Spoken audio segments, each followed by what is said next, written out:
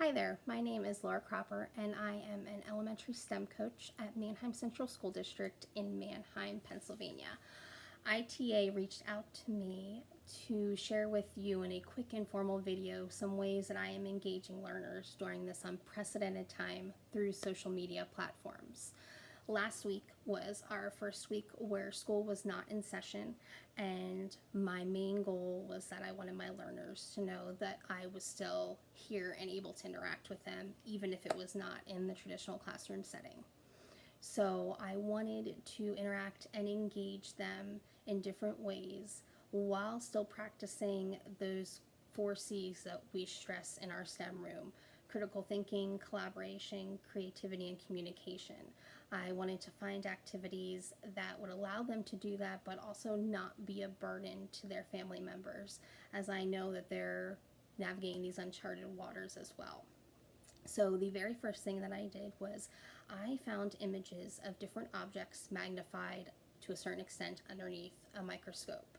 I called it Microscope Mystery, and I found ones that I thought students would maybe perhaps recognize the object, and then ones that were a little bit more abstract, creating kind of a challenge for them. So I found these images, and then I created 3 clues for each image that got the students kind of thinking about what the object might be. So once I found images for last week and this week, I went ahead and each morning I would post the image and the 3 clues, with my hopes being that families would have a discussion at the breakfast table, or perhaps younger and older siblings would be talking about it with one another. So I posted these images and clues on different social media platforms: Twitter, Facebook, Instagram, and I also utilized classroom apps that our teachers use, such as ClassDojo and Seesaw. I posted the picture and the clues and encouraged students to post to our discussion board about their predictions and why they thought their prediction was correct. So really stressing those critical thinking skills and the communication skills, whether it was communicating via text or perhaps doing a video or audio response. And it was fantastic to see the students. They were interacting with their family members, myself, and also their peers about these different objects.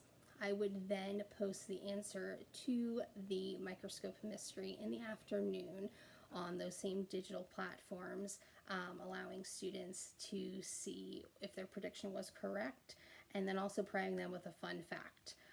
Some of the objects that we talked about were peacock feathers, chalk, strawberries, so really some different things that got them engaged as far as conversation. And I really tried to be consistent in the times that I posted, both in the morning and the afternoon, just because our students are used to that routine and structure, and I wanted to make sure that they still had that to some extent. The second thing that I did through social media was posted different STEM challenges.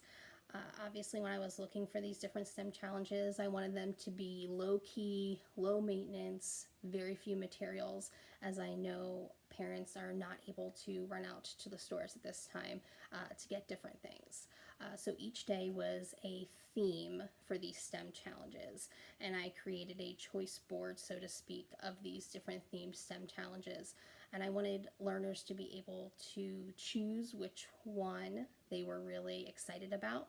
I also wanted to have that differentiation option, since I teach learners K through 4.